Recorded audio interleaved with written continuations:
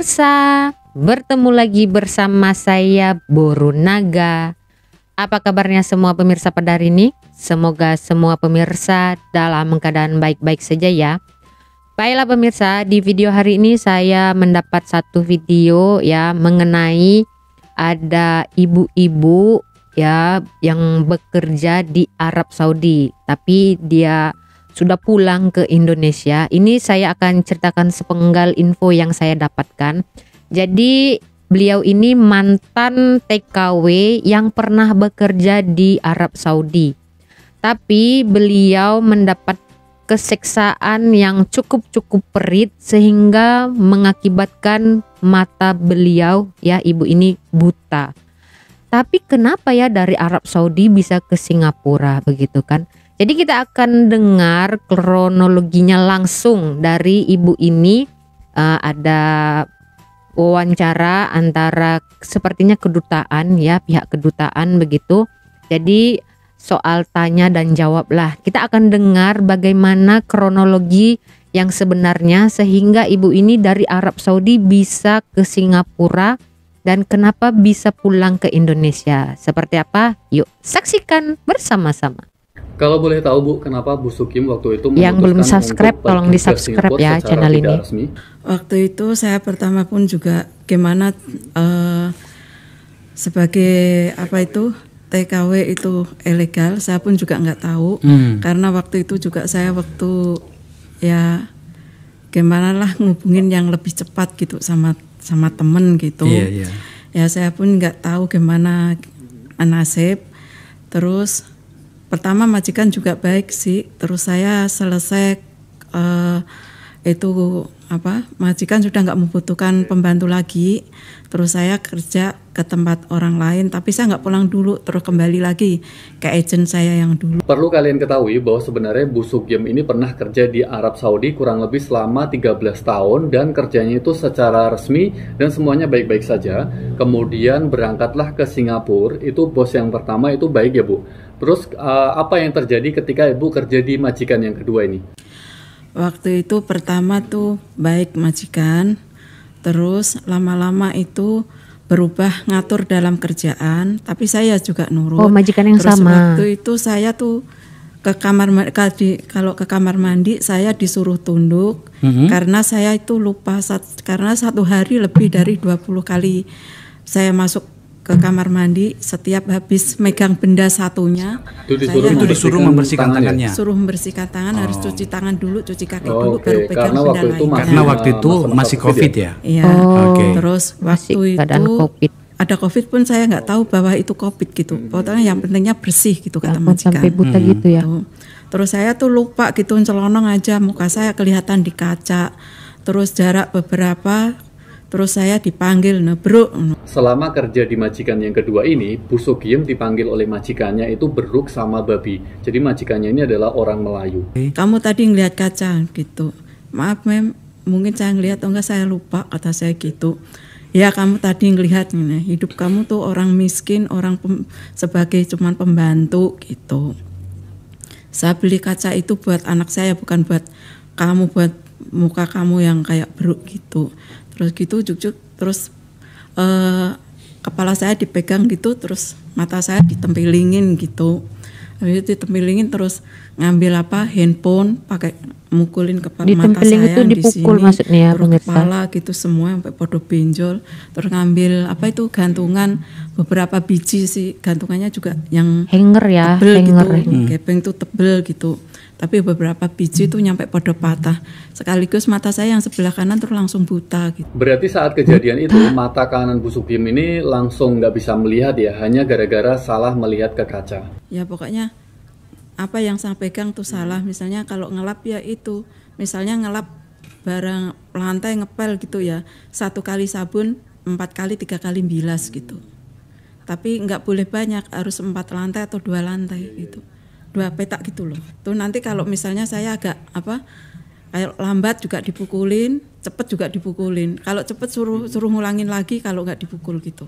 Apakah sampean selama di sana setiap hari itu mengalami hal-hal kayak gitu Bu? Ya enggak itu sih, pokoknya kadang-kadang tuh ya keluar dari kamar tiba-tiba dia marah-marah, terus kadang ya mukul gitu. Terus itu bagaimana ceritanya sampai kedua matanya ikutan tidak bisa melihat lagi, Bu? Sering dipukul. Buta Kadang dua-dua. Kalau mukul gitu ya Pak, itu tiba mukul gitu. Kalau sembunyi saya tutup begini, itu tangan saya kadang dibuka gitu. Terus kadang saya jalan langsung dipukul gitu. Ya, tapi lama-lama agak burem gitu. Terus lama-lama pagi dipukul, terus siang gini saya buta. Berarti terus kedua mata itu langsung nggak bisa melihat semua ya? Iya, akhirnya dua-duanya nggak bisa melihat. Wow. Terus saya laporan, Kasian maaf banget. mata saya nggak bisa melihat lagi gitu, nggak direspon. Berapa lama, Bu, sampai dalam keadaan mata nggak bisa melihat, masih tinggal di sana dan diharuskan untuk bekerja sebelum akhirnya pulang ke Jakarta? Iya, yang ngepel, ya nyuci piring, ya semua, nyuci kamar mandi. Tapi kamar mandi yang di belakang yang punya mem kan saya nggak boleh masuk ke kamar, saya nggak bisa melihat. Ya suruh nyetrika, makanya saya disetrika karena saya salah nyetrika. Dalam keadaan Jadi buta, saya dua-dua suruh nyetrika mata baju. ibu ini Apa masih bisa buta. bekerja dengan baik dalam kondisi mata yang nggak bisa melihat keduanya? Ya nggak tahu gitu, pokoknya saya penting raba-raba gitu. Nanti kalau salah ngeraba saya dipukulin gitu.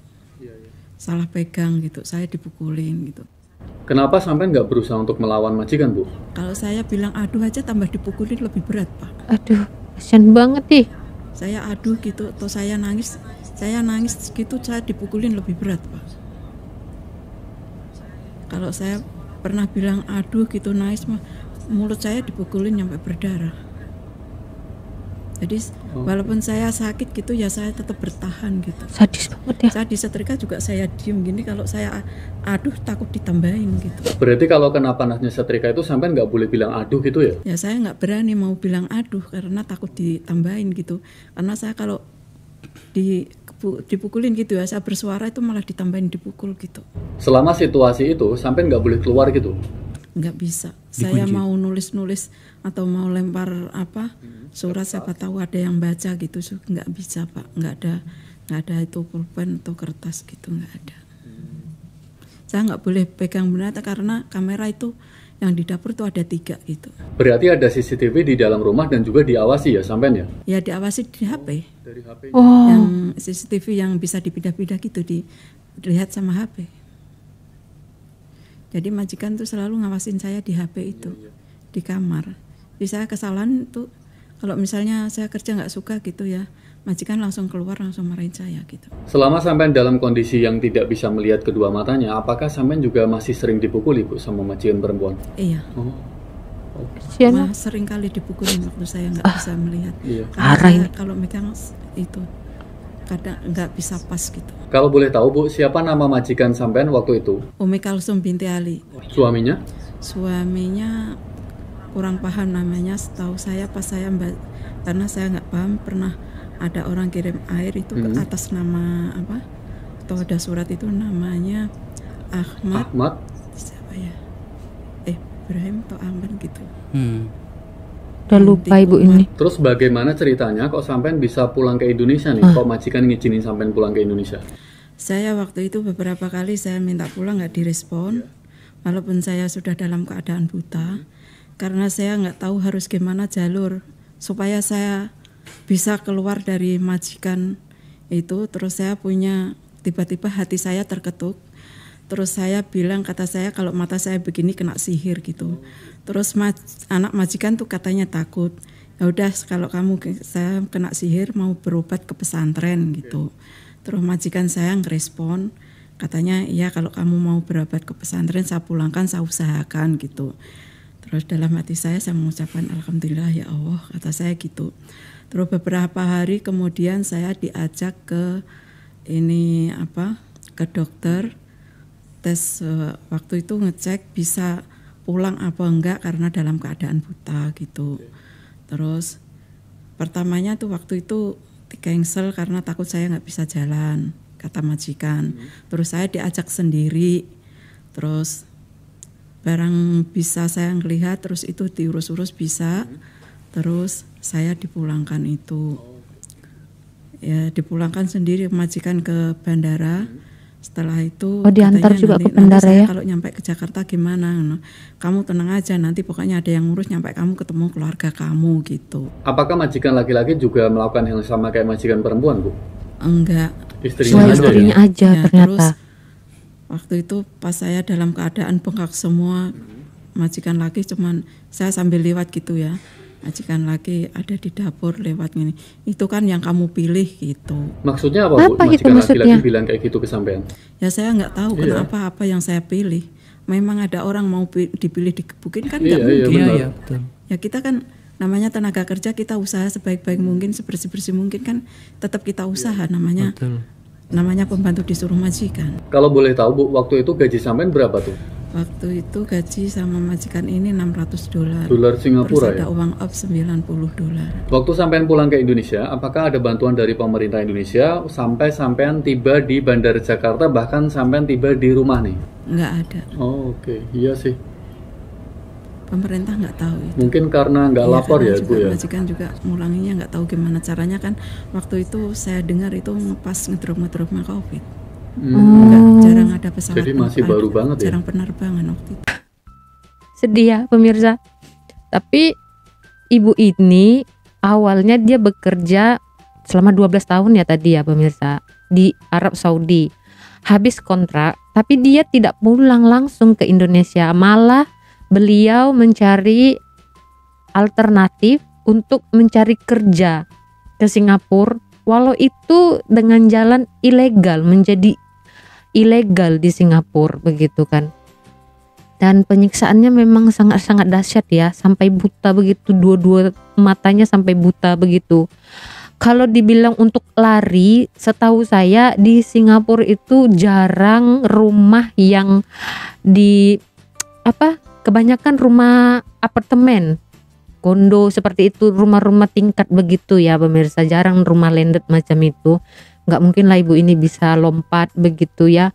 Tapi ya kasihan begitu, jangan disiksa lah. Kita terus ingat orang tua kita ya kan, dia cari makan walaupun memang dia itu salah dia ya, kita akui kesalahan dia. Kenapa udah habis kontrak, kenapa nggak langsung pulang ke Indonesia begitu kan, malah mencari pekerjaan dengan datang secara ilegal ke negara orang. Itu memang sudah salah di undang-undang begitu, tapi tidak semestinya dia menerima perlakuan seperti itu. Ya saya juga kurang tahu ini cerita benar atau tidaknya, tapi ini sudah cukup viral ya di Indonesia, mungkin sudah juga ditangani begitu. Tetapi dengan pengakuan ibu ini tadi juga mengatakan beliau pulang ke Indonesia juga tidak ada bantuan ataupun tanggapan dari pemerintah. Mungkin karena beliau itu ilegal begitu kan, jadi tidak terdaftar gitu dokumen-dokumennya. Itulah bahayanya ya pemirsa, kalau kita bekerja di luar negeri itu ya menjadi ilegal gitu. Pemerintah nggak tahu kita itu seperti apa di sana begitu kan. Kasihan banget loh. Saya jadi ingat gimana ya kalau emak saya dibuat macam itu gitu kan, sampai buta begitu kan. Kalau nggak suka ya langsung pulangkan aja, jangan disiksa begitu. Udah buta terus disuruh kerja juga begitu kan, kasihan lah, dia juga manusia ya, memang salah dia ya. Dan kalau memang itu majikan kan udah tahu itu dia ilegal, kenapa diterima begitu kan ya. Jadi dua-dua ini salah gitu. Kalau saya pribadi, saya di tengah, majikan salah ya, yang kerja juga salah, udah tahu ilegal ya, kenapa diterima. Dan kenapa yang bekerja ini udah tahu nggak ada dokumen-dokumen sah untuk bekerja di Singapura, kenapa masih kekeh mau kerja ke Singapura begitu. Jadi apa menurut pemirsa ya, mudah-mudahan hal ini sampailah ke pemerintah ya untuk ditindaklanjuti begitu. Baru ini saya dengar di Singapura bisa orang bekerja secara ilegal, karena saya dengar-dengar itu agak susah untuk bekerja secara ilegal di sana begitu kan. Jadi apa pendapat pemirsa, apa tanggapan pemirsa dengan kejadian begini ya, bekerja di tempat orang sampai buta begitu. Sampai ibu itu mau pulang ke Indonesia saja bohong begitu kan, dibilangnya dia kena santet begitu.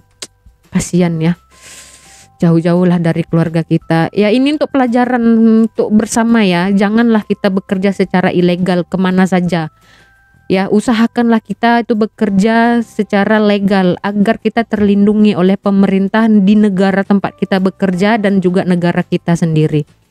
Kita berjumpa lagi di video selanjutnya. Saya Borunaga. Terima kasih. Bye-bye.